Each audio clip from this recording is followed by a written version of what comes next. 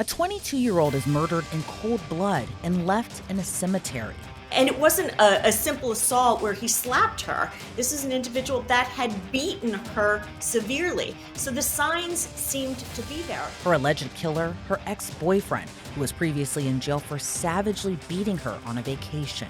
The body of 22-year-old Lauren Johansen was tragically discovered on July 3rd. Her remains were found in her own car, reportedly mutilated, wrapped in trash bags and sheets. Authorities would trace the crime to her ex, 23-year-old Bricen Rivers, who was jailed just months earlier for severely beating her, but was released on bond shortly before her murder. As a prosecutor and as a defense attorney, we deal with domestic violence cases all the time. Thankfully, the majority of cases don't result in the absolutely heinous crime that we have before us. And I think one of the things that stands out in this case is not just the actions of the defendant in terms of, and obviously this is allegations, but assuming they're true, but what he did to the woman he allegedly cared for, but how the system failed her as well. New details just released piece together the timeline of what led to his release and the days leading up to Lauren's murder. So let's begin on December 11th of 2023. Lauren and Rivers were on a vacation in Nashville, Tennessee, when the two reportedly got into an argument that escalated after leaving a local bar.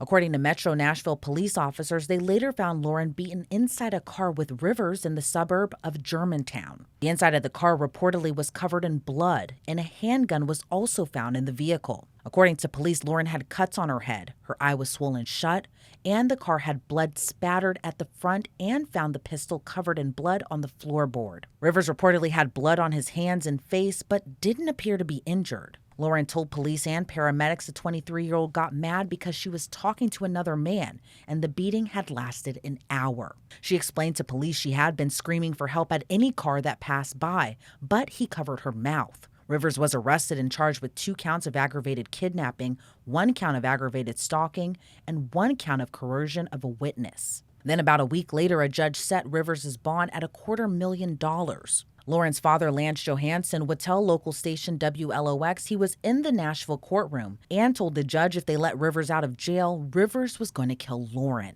Adding it was the 5th or 6th time they got into a fight and Rivers would beat her. Their family would try to get Lauren away from him, but Rivers would always weasel his way back in. The warning to the judge was ominous because within months of the bail hearing, the horrific murder occurred. On March 13th, Rivers requested a reduced bond. Then weeks after the request, a judge would approve the reduced bond to $150,000, which Rivers was able to post. And I think you had a case here where it was clear that the family made clear to the judge that if this individual got out, their child would eventually be killed, and they were right. And so we have to ask some questions about the decision-making on the judge's part to lower the bail. And then it seems like there was just a domino effect of mistakes along the way that resulted in his ability to be able to travel wherever he wanted without any regard for the GPS monitoring, for the judge, for the courts, and be able to eventually commit the crime that is believed that he did. Law&Crime legal analyst Julie Rindelman explains the judge's decision to reduce bond would spark a tragic and devastating domino effect. Look, I hate to Monday morning quarterback a judge's decision. I think from the evidence, it sounds like this is a young woman that had been beaten and battered before the initial arrest. The arrest itself involved a beating from what we've been told to basically a pulp, where there was blood everywhere in the vehicle, where there were clear signs that this was an individual that, if let out, was potentially going to injure her more severely or kill her, such that the father made it clear that that was clearly something that could happen. Rivers' bond came with conditions.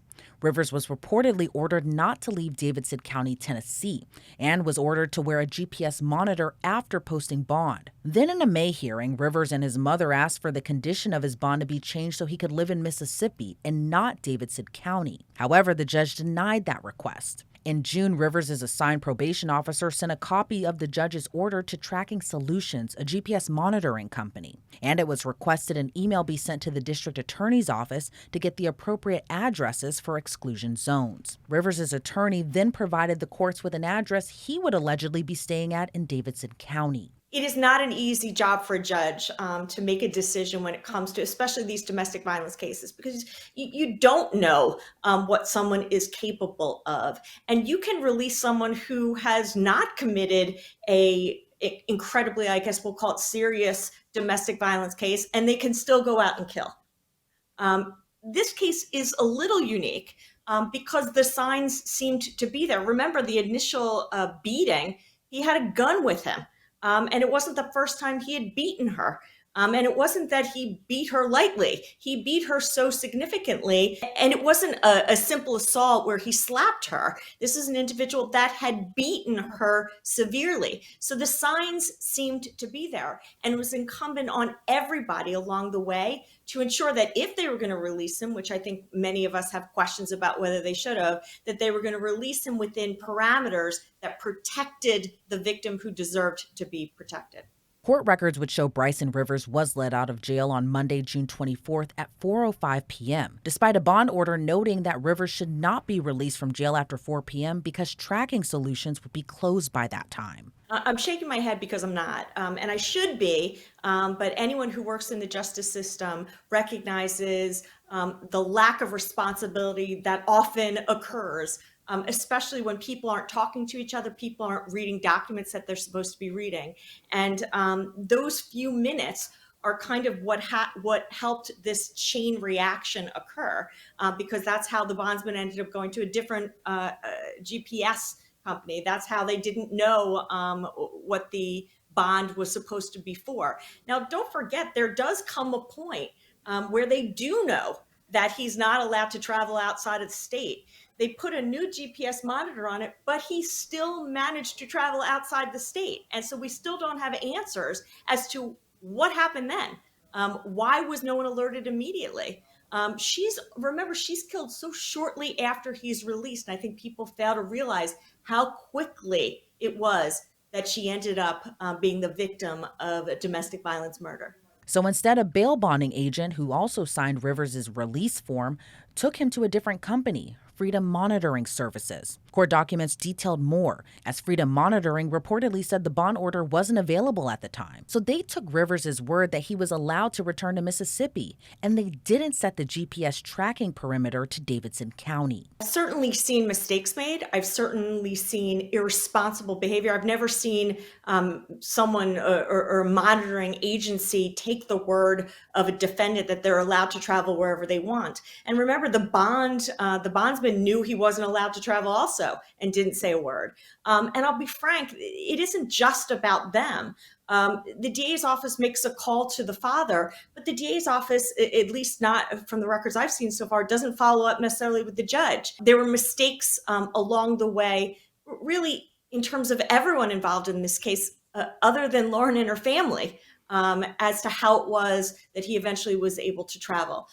I have to add something, Elizabeth. GPS monitoring, orders of protection, they don't stop someone from committing a crime. If you want to commit a crime, you're going to go, if you want to violate an order of protection, you're going to go and violate the order of protection. If you want to ignore GPS monitor, you're going to travel, you're going to be, there's going to be signs that you left the area, but it's not going to stop you from doing it. The reason it matters is because it makes someone resist sometimes that urge to commit the crime that maybe they wouldn't necessarily have done. And that's the reason that it's so significant. It wouldn't be until 4 days later on Friday, June 28th, when Freedom Monitoring would receive the bond paperwork. By that time, the company also received a no communication alert from Rivers' GPS monitoring. So they reportedly contacted him and ordered him to return to Nashville to be fit for a new monitor. But on the same day, Rivers' probation officer reached out to Tracking Solutions, which was the court-ordered GPS monitoring service, and informed Rivers' probation officer he never reported to them. So Tracking Solutions sent a violation report to the district attorney's office to let the DA's office know trial, he was in violation of his bond conditions. The DA's office would inform Lauren's father that Rivers hadn't reported for an ankle monitor or had been heard from. However, Lauren's father wouldn't hear that message until 3 days later. On Saturday, June 29th, Rivers would return to Nashville to be fitted with a new GPS monitor. Then 2 days later, on July 1st, Freedom Monitoring said his monitor battery went down to 6%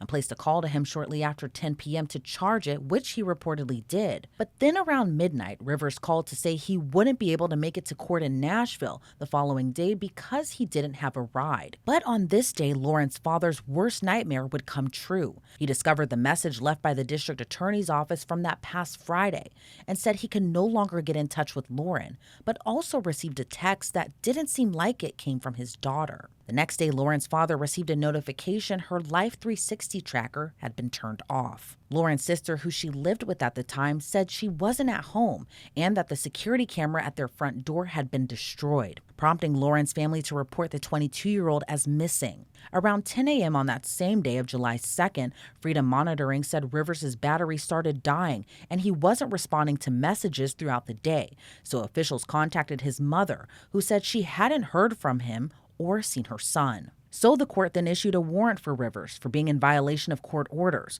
after they learned he had been in Mississippi since June 24th and on a GPS monitor with the wrong company. His last location before the monitor died showed Rivers was in Biloxi, Mississippi. But then the case would take a devastating turn, as the Harrison County Coroner's Office said that same day Lauren was killed. Police discovered her body a day later on July 3rd when Hattiesburg PD used OnStar to track Lauren's car to a cemetery in Harrison County.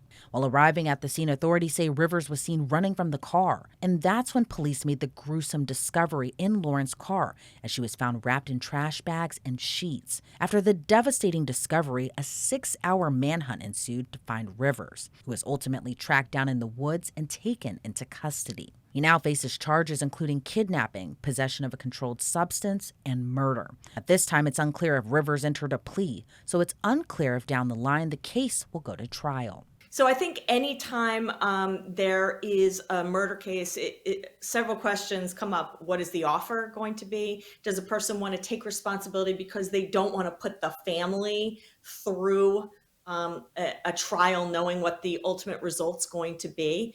And I think it's also what the evidence is. I think we know here that he's caught nearby. I think there was a manhunt for 4 hours after he fled the vehicle where her body is found. And I think that with the GPS showing that he's in the area, I think he and his attorneys recognize that he's in big trouble. But the question really is, what's the offer and whether he's willing to take it? As Rivers remains behind bars on a now 6-figure bond amount, Rindleman explains it's surprising he was issued a bond despite his previous violations. If he had been arrested in New York, for example, I don't think there's any question that he would have been on remand. Other states are different. A lot of states don't do remand. They do $1 million or $2 million. So it surprises me unless, I hate to say this, unless the judge is confident that he can't make bail. Because if the judge is confident he can't make bail or there's no bond conditions of which the judge believes he can meet, then in a sense, $1 million really is remand. Lauren's murder caused devastation for her loved ones, as her family remembers her as a doting animal lover who brought a smile to everyone's faces. According to a GoFundMe page for the family, her final wishes were if something were to happen to her, she asked that her brothers, sister, mom, and her beloved rescue cats be taken care of, prompting many questions to be left unanswered. Mainly, how, with all the legal systems in place, could this horrific tragedy still occur? A GPS monitor is put in place for certain reasons. The GPS, for example, is to track an individual, right? So that if they violate, meaning if they leave the state or they go outside the county, the agency is immediately notified. They're supposed to immediately notify the court and bring that person in. But again, it doesn't stop the crime from happening. It just puts a little bit added protection that there'll be a warning potentially before it happens. And so again, the conduct of this defendant, assuming he is the person, perpetrator committing this crime, which I think the evidence is pretty clear, he is ultimately responsible. But there needs to be accountability for everybody else along the way as to how this ended up happening. Online records show Bricen Rivers is still behind bars in the Harrison County Adult Detention Facility in Gulfport, Mississippi, where he is being held on a $1 million bond. Reporting for Law and Crime, I'm Elizabeth Millner.